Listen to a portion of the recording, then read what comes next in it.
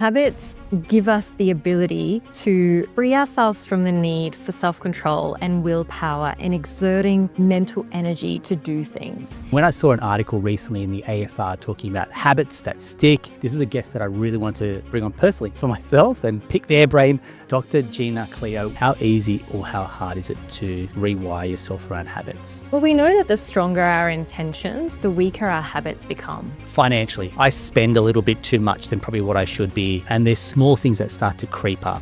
How do we take that bad habit? How do we get back on track? The first thing that you need there is a goal.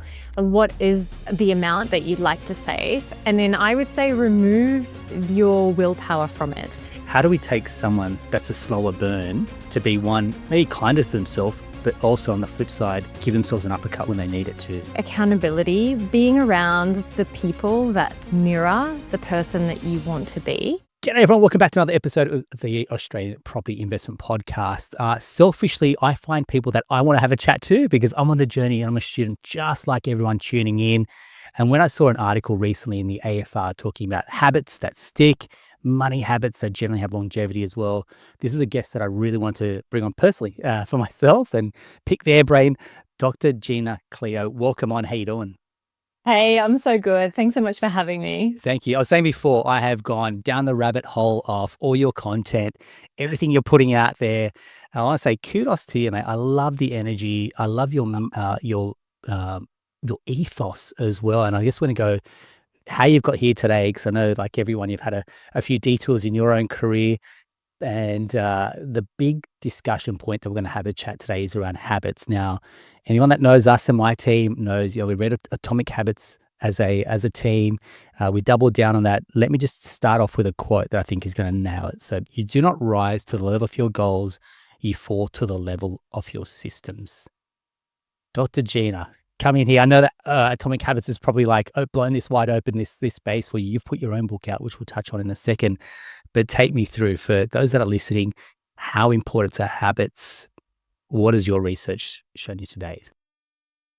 Well, what an intro, firstly. And thank you so much for your lovely compliments. It means a lot because there are only 2 habit researchers in Australia. So, I really feel a sense of duty to get the research out there. And it's awesome when other people are consuming it and getting benefit out of it. So thank you. Well done. I really love the quote that you shared. And it is so true because, 5 people can be starting at a race and they're all standing there and they all have the goal to be first. But the person who's going to be first is the person who trained well and ate well and slept well, and they have the right mindset. It's the systems that they put into place that's going to differentiate the winners from the people that don't come first. I don't like saying losers, but the losers, essentially. Well, there's only one place. There's that first gets gold medal. Yeah, this is true. Yeah, that's it. Yeah. What my research has found, and what the research continues to tell us for decades now, is that changing our habits is the only proven method to achieving long-term success. And that's in any area of our life, whether that is investments and wealth, or it's relationships, or it's well-being, diet, exercise, whatever it is. We have to focus on habit change rather than behavior change. And they are 2 very different things, even though we do use the words interchangeably. Yeah, thanks very much. How hard is it to change habits? Because, what do we hear? You can't teach an old dog new tricks. A leopard doesn't change its spots, for example. So we grow up with these mantras that, change is hard. What do they say? Put the toothbrush in your left hand if you're right-handed and try, see how uncomfortable that is. So your growth comes from a level of discomfort too. So from your perspective, how easy or how hard is it to rewire yourself around habits? Well, we know that the stronger our intentions, the weaker our habits become. So really, how hard or how easy it is to change a habit is going to come down to our mindsets, how badly we want it, how much we're willing to commit and invest in it. What are we willing to sacrifice to achieve it? How much are we comfortable in leaning into discomfort? Because change is hard. And so it really comes down to us. I've worked with people who have broken habits overnight, like nail biting habits that they've been doing their whole life. And I've worked with other people that have taken months to break their habits. And it really does come down to the individual. I love what you said there, which is how bad do you want it? Because that just speaks to me in terms of and a lot of our listeners will be the same, where they really want it bad enough. And then something comes along and sideswipes. And for example, life gets in the way. And great intentions, great plans can often get derailed, and it's an ability to get the train back on the rails and keep moving forward as well.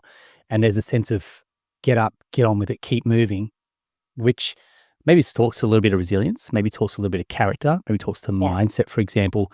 When you start looking at habits and then you overlay that with how a person's wired, are some people naturally more disciplined than others? And if you don't, how do you build the discipline muscle to put yourself in the driver's lane or the driver's seat to change habits?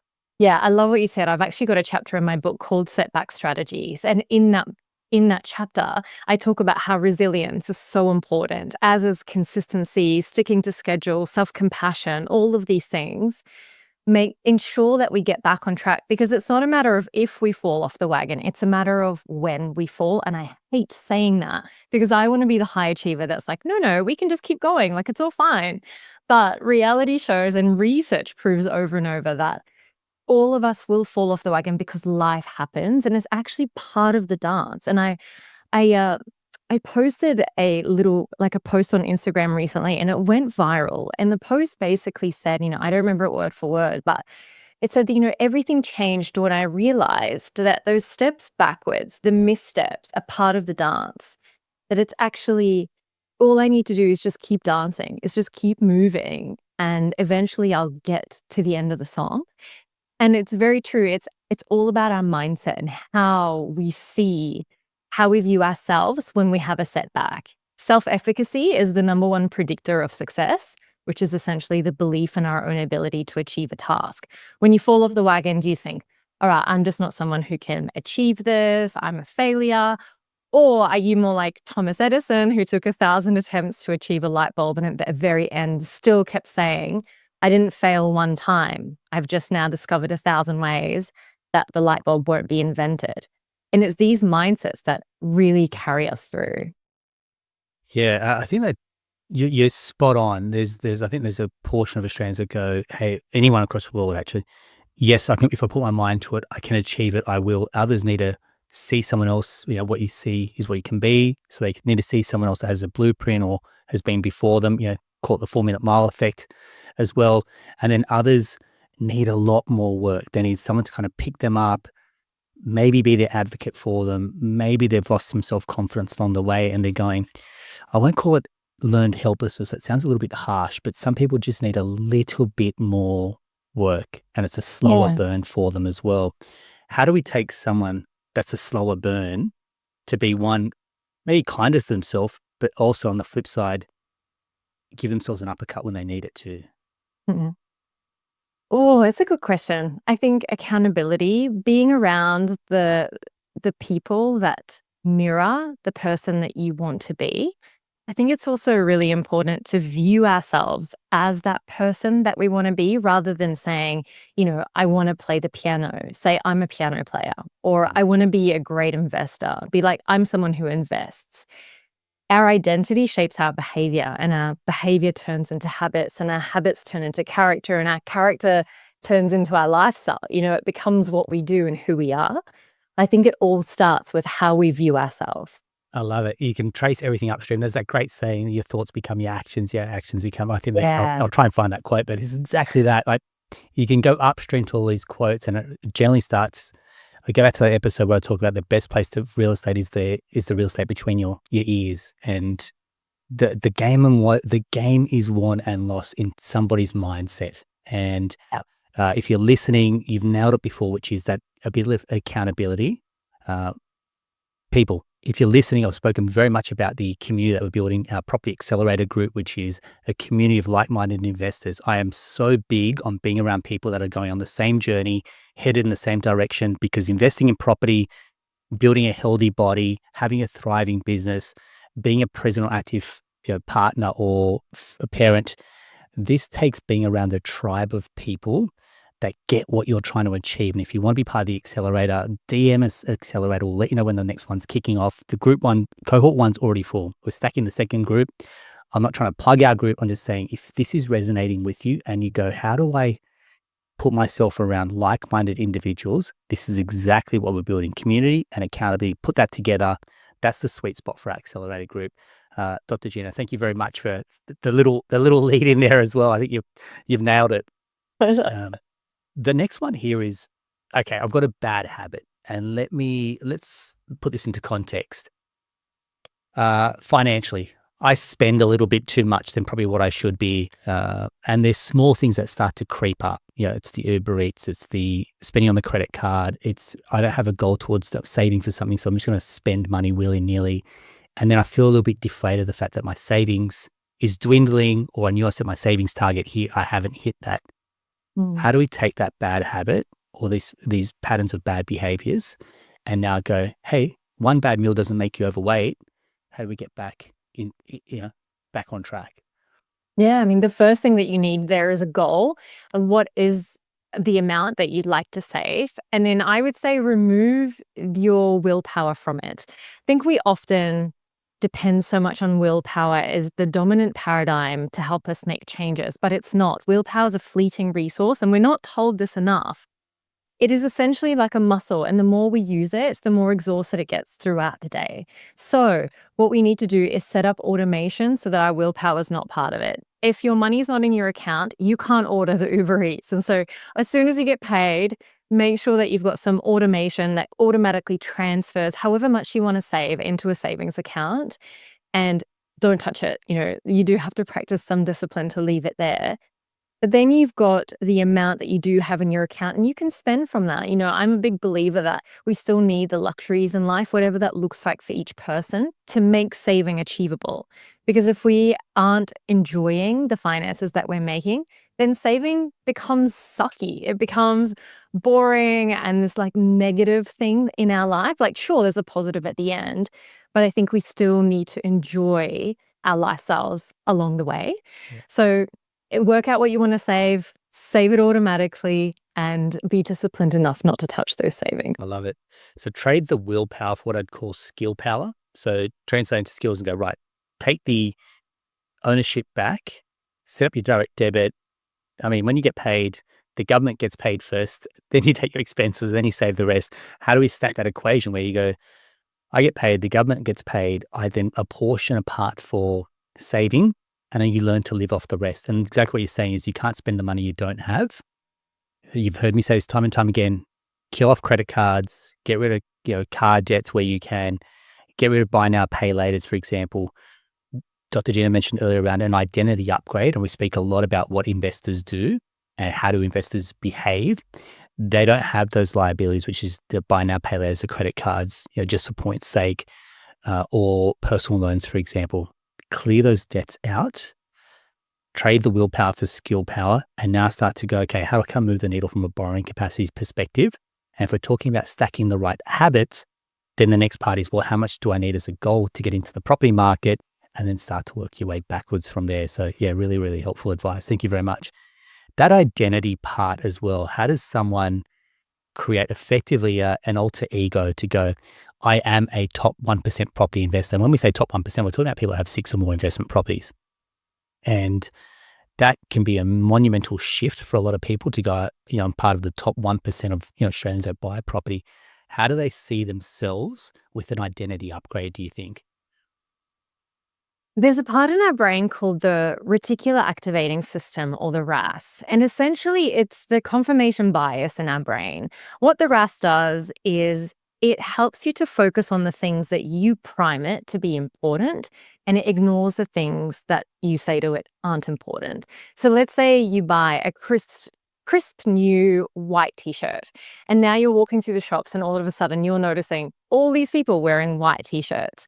Now, statistically speaking, more people aren't wearing white t-shirts. You're just noticing the white t-shirts because you've primed your RAS that that's something that now is of relevance to you.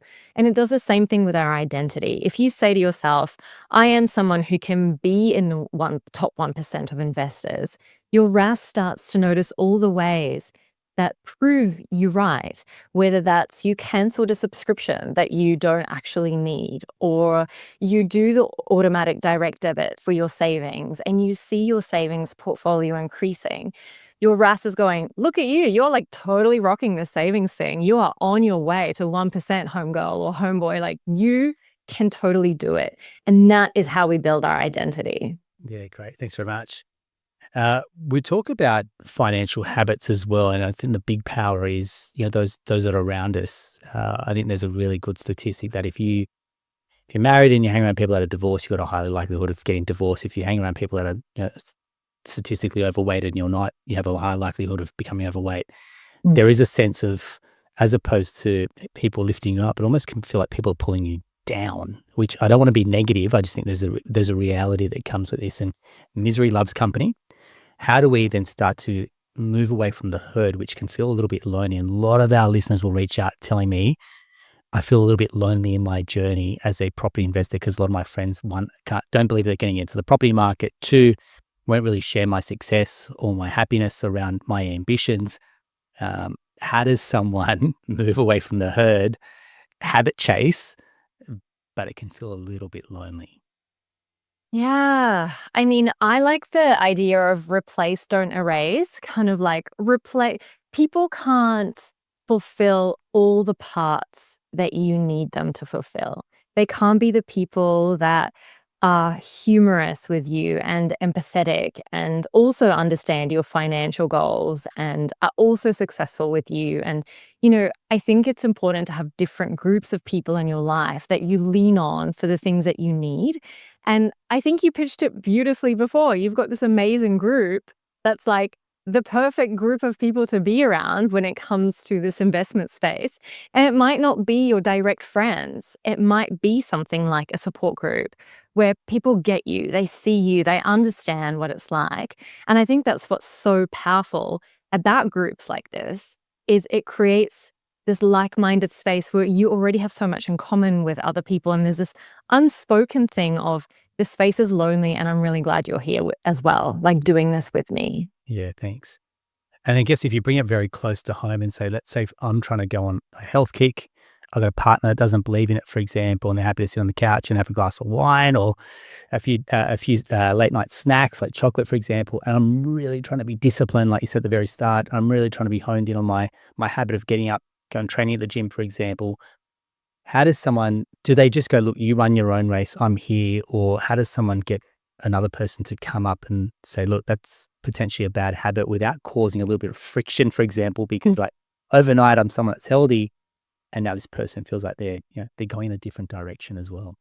Yeah, our environment plays such an important role in our behavior. I write in my book that our environment drives our behavior. So if you're in a household where the person that you're with isn't supportive and actually behaving in the opposite manner to what you want to achieve, it does make it harder for you. Absolutely, it does. Now, we can't change other people's behaviors no matter how much we try. What we can do is just set an example, like lead by example, and hopefully they come along on the ride. You can slip in a few little passive things like, oh, I felt amazing after my workout this morning. You should totally come next time. But it's also then again finding people outside of that. So, you can join a Pilates class, for example, that you have to pre-book it. And so that if you pre-book that, that's your accountability then to go. You can make a gym buddy, you can join a running club, whatever it is that you need to do. Again, finding that support outside the environment that isn't supporting you is really beneficial. Yeah, thanks. Look, a lot of people reach out to me going, look, my partner isn't on the same page when it comes to investing in property. They feel it's risky. I've often Mm. called it, it can feel a little bit like a handbrake to someone's progress, but it can be a sign of, hey, slow down to speed up. If they've got this initial friction point, if they've got their own fears or reservations, meet them halfway. How do we facilitate this conversation? For example, going, this is how I feel. This is how you feel. I know that even I'll speak very openly and personally. We've got two very small kids. Sometimes the only time that we get to have these deep chats is 9:30 at night when we're absolutely busted, and Yeah. it's not the best time. It's not conducive to having a really good, deep, and meaningful meet me halfway discussion. How does someone in that scenario? I know we're kind of going a little bit away from the habits, but how do we build a habit of open communication or active listening to our partner and seeing where they're at, understand their fears, their hesitations or reservations, for example? How do we have these conversations Hmm. that are going to get a good outcome where we both feel heard? Yeah. Oh, I think it's a really beautiful question. And I think it comes back to why those things are important to you. Like what's the bigger goal? Like say you're the one who wants to do the investment. What does that look like? What's the sacrifice for both of you? Really acknowledging the sacrifice for both people because your partner also is going to need to make sacrifices to make your vision happen. I think sometimes conversations like this, if they're not going the way you want them to, or even from the start, it's probably a really good idea to have a third party who's completely objective, whether that's some sort of financial advisor or an accountant, or someone who can advise both of you as to what would be a long term strategy. And that way it takes the emotions out of it. It makes it more objective. And then, if you've got two people who are open and willing, then you can probably meet each other halfway if that's what the advice is. Yeah, thanks, Dr. Gina. Yeah, this is, again, I don't play marriage financial counselor at all here. I can just tell you from a lot of experience I've had with people that have been in this scenario, and if you are there, I hear where you're at. Here's one option that I've got for you is if you come and say, here's what I'm thinking about doing. Here's ideally the outcome that I'm shooting for. Here's some of the professionals that I've shortlisted. If you'd like to go away, have a look at some people that are, here's some of the podcasts or here's some of the websites that I've checked out of their socials. Have a look around and see who you feel comfortable with. And if you like, would you like to reach out to them and organize and schedule a meeting? Because if you're taking the lead and someone's following, they feel like they're being dragged along. And at some point they'll kind of put up the red flag going, I don't like where this is going. I'm not agreeing to this. And it can feel like your plans get derailed and you will lose a little bit of motivation. You'll lose a little bit of that momentum that you're getting as well. And it almost just feels like you're going to cut your nose to spite your face. I want to avoid that. Like I'm saying, I could show clients, we do this consistently, how to buy 5, 8, 10 investment properties. But somewhere along the line, there is going to be some hesitation or there's going to be some red flags that go up from someone. Either it's a cash flow, I don't trust this person, I don't know about the strategy, for example. So if that's something that's speaking to where you are, either in a relationship or even just yourself, take the time to slow down, to speed up. Like Gina's saying is, hey, put your plans on paper. Maybe seek out someone that's completely independent as well. And hopefully this gives you that little bit of momentum to keep going as well. Thank you very much. That's good. How about and anything? There's so many good books now, and we're going to talk about your book as well in a second. But there's so many good books that have really opened up habit stacking, the power of habits, for example, starting small. Take me through. You've done your PhD in habits. I feel like this is really this space is really open up. It's probably like where resilience was quite a few years ago. It's a fairly new topic, and now it's become verbatim today. Yeah. So take me through, what's your research shown you throughout your PhD, and then combine that into a book with all your years of experience? How do you condense that down into your elevator pitch? Oh my gosh, that is pressure. There's so much freedom in living a life filled with great habits. Habits essentially, there's so much more than academic theory. Habits give us the ability to free ourselves from the need for self-control and willpower and exerting mental energy to do things. No matter how tired and stressed and, fatigued you are, you will always put your seatbelt on in the car because it's a habit. And we can get our lifestyle behaviors to be that automatic so that we can sleep well and move our bodies and eat healthy and, make great investments and speak in a lovely way to our partners without reacting. And we can do it all as automatically as putting our seatbelt on. And that is the real power of habits. It's how they change who we are. It's how they tell a story about our life and how they shape our identity. Let's take someone who, gets up at 5 a.m. every day and goes for a run. It's like, yeah, sure, running is great for your body, but the act of getting up and doing that actually shapes how you see yourself. You're someone who is disciplined, who does hard things, who runs their own course. And that mindset and that identity affects the rest of your behavior and who you are. And that's a really powerful thing to happen. Yeah, thanks very much. Someone listening going, Gina, you're saying get up at 5 o'clock in the morning, and this is and purely an example, but how does someone start small in that case to go, hey, that feels like a massive step from where I am. Hey, look, I'm Aaron showed me how to buy 6 properties. I just want to start with one. How do we start small? How do we not make it overwhelming? How does someone not get inside their own head and go, this is a much larger mountain to climb? The power of starting small. What's your guidance there? It's my number one tip is actually it's starting small and keeping it really simple. And the reason for that is when we don't start small, our brain goes into a state of hyperarousal, which is a fight or flight phase where we tend to then procrastinate, we put things off, we walk away from it. And that's what happens when we try to be too ambitious. And interestingly, starting small sounds so much easier than it really is because we tend to look at the people around us and what they're doing and how many properties they've purchased. And the idea of starting small feels tedious and like just insignificant. And we don't want to do it, especially if we are naturally ambitious people. But I'll share a story with you. A few years ago, I worked with a guy, I'll call him Gary. And Gary hadn't done any exercise in decades, and he was carrying quite a bit of excess weight. This is the guy who didn't really even walk around his house or go out to his letterbox. He was really quite sedentary. And his doctor said to him, you really need to start doing some movement. Your heart's not in a good place.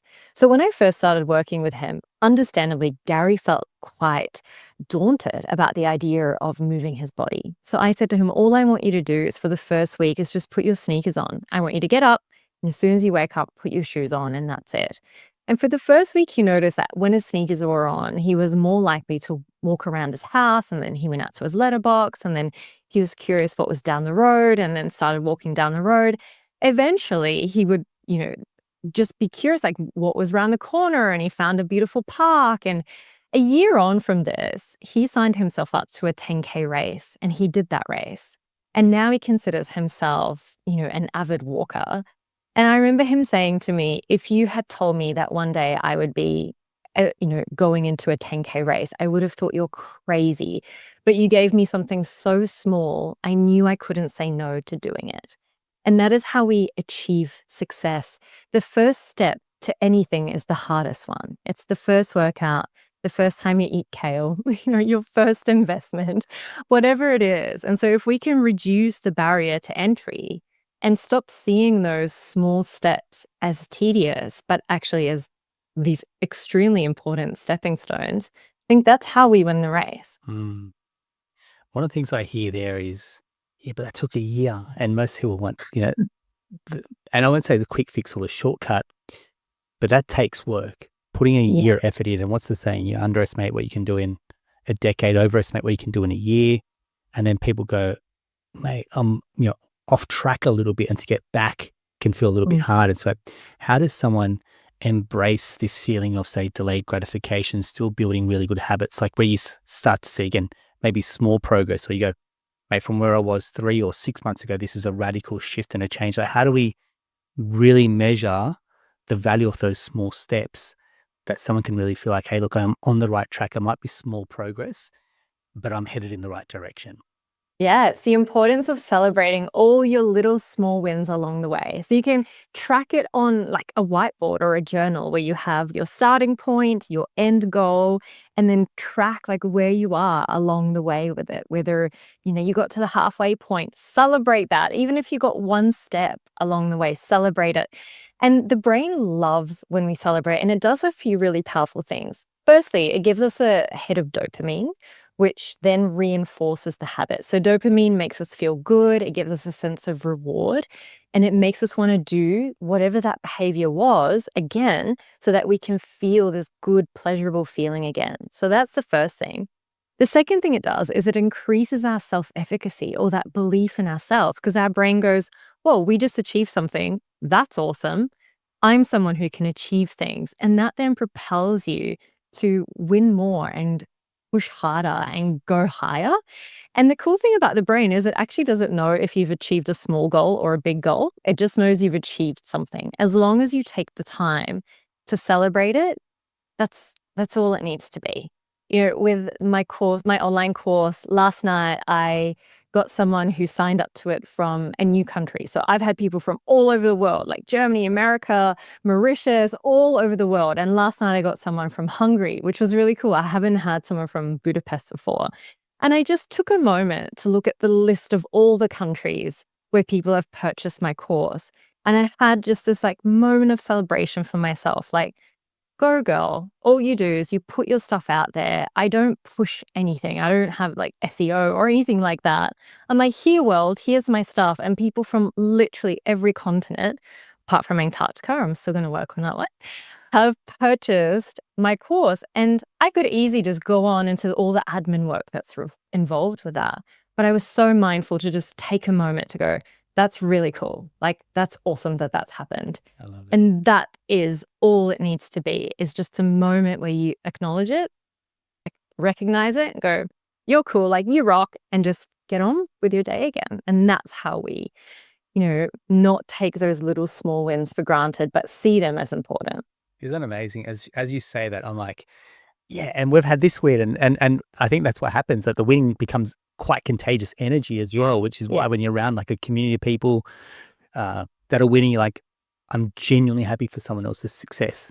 And that's when you know that you're around the right company, when someone celebrates your success and going, I know, we've only recently just met, but I know what that would feel like. I know the Yeah. work that hasn't been seen behind closed doors, years of effort that goes into a book, goes into creating a course, speaking on stages, and then it somehow just permeates through the right people that want to be attracted to your message.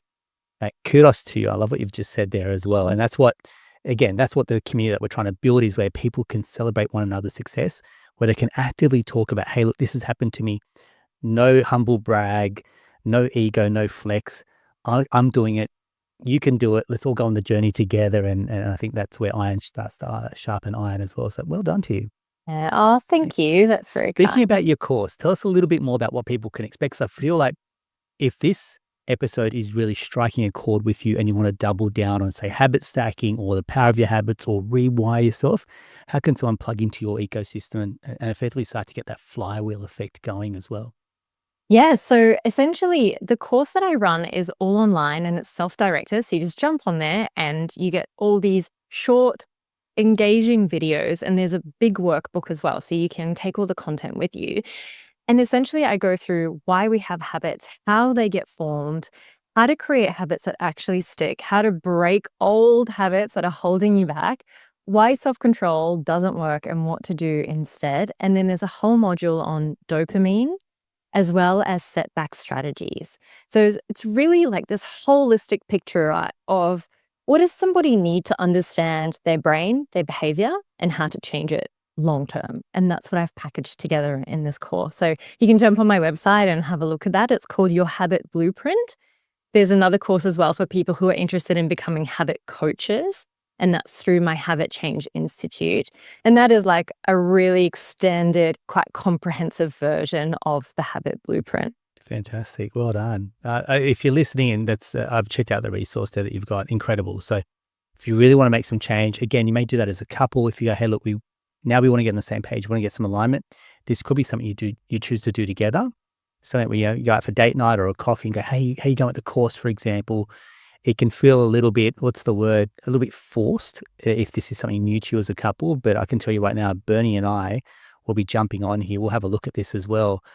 We love it. Personal development is, I'm telling you right now, anyone wants to talk about investing in real estate, invest in yourself first. And that is the best way to get dividends and returns. The property journey will take care of itself. Trust me. We are showing investors how to scale portfolios. I literally did one yesterday. Their broker told them no. Nate and I have shown them 5 properties. Where there is a will, there is a way. But what we're trying to do is break down or smooth out any future barriers, any future resistance that you may have. So you have a very clear pathway, but you need to then start to rewire your mindset that you are worthy of success, that you can see that you can be a 1% investor, for example, and you are capable of rewriting your financial future and creating intergenerational wealth. And to me, this episode should be laying such a strong foundation for you mentally that we just start to raise the bar as a community. So thank you very much. Now, your book, tell us a little bit more, because we are going to do a giveaway, but I'd love to hear a little bit more about what people can expect out of reading your book as well, Dr. Gina. Yeah, The Habit Revolution. I wrote this book because although there are some really great books out there on habits, I wanted to bring a science back to it. Some of the great authors that have written about habits have been like journalists or photographers and haven't always, I guess, interpreted the science accurately or translated it in the most applicable way. So I wanted a book that really was like a habit coach in your pocket. It can hold your hand through the tough times. It's a very realistic view of what it's like to change our habits. I also share a lot of my own personal experiences, whether it's going through disordered eating, a traumatic experience, and how those things have shaped the way that I view behavior, but also how I've overcome some of those really challenging things in my life through habit change. So again, it's a really comprehensive, coach, and it's amazing. I wrote the book over a year ago now. It's been published, and I just had the goal of publishing the book. I didn't even want to care about how many copies it sold. But, now it's translated in several languages. It's at every airport. And I just feel so humbled by all the messages that I receive saying, this book's changed my life. I'm still like, there's this imposter syndrome of like, really, my book? But it just keeps proving itself that. So it's something that I am so, so proud of and something I totally back. And yeah, if you're interested in evidence-based information that's written in everyday language, then this is the book for you. Yeah, credit to you. Well done. I mean, I can say firsthand what it takes to put pen to paper or fingers to keyboards and start pulling together a book. And again, when you condense your thoughts, and I think the scientific part, because habit stacking could become an art form or a scientific backed bit of progress as well. I think what you've done there is really kind of double down on the science behind it. Yeah. And if you can understand there's a process to follow around rewiring yourself around habits, you can really connect the dots and go, you are capable of change. I've seen so many people that have come out of broken relationships that have had multiple setbacks. Financially, they've set back as well. And all they've done is they've said, I'm going to put one foot in front of the other. I'm not going to take no for an answer. I'm going to keep going till I can get the outcome that I want. And we spoke very much at the start around resilience as well. I feel like that has a real strong role to play. And if we're talking about science, your book is going to double down on that. Hey, look, if you've loved this conversation and you want a copy of Dr. Gina's book, we've got about 10 to give away. So drop us a DM. Tell us what you loved about this episode as well. And then we'll reach out and organize a couple of copies to come out to some lucky listeners as well. We'll also include details to your website, to your course. So people want to stay and follow your journey, Dr. Gina, and just keep, like I said, absorbing some really wonderful content. I feel like you can play the comparison game and you can read all the articles about how someone bought 10 properties in 2 years. You don't know what's going on behind their story. You don't know what they've done to financially get there as well. I see people have sold shares, sold part of their company, got an inheritance. You cannot compare or compete where you are in your journey to someone else's. And I think that becomes a really strong part of habit stacking, which is to go run your own race, my friends. And I think that becomes exactly what Dr. Gina is saying. Hey, start small and get some progress. So thank you so much for jumping on. I love your energy. I love what your content as well. So thank you so much for being generous with your time and your knowledge as well. Oh, Aaron, it's been an absolute pleasure speaking with you. So thanks so much for having me. Wonderful. Hey, if you love this episode, or hey, like we said, someone else on the journey with you, share the episode. That's where we're getting this massive ripple effect of people that are tuning in and loving the content as well. We'll talk to you soon. That's a wrap for another episode of the Australian Property Investment Podcast.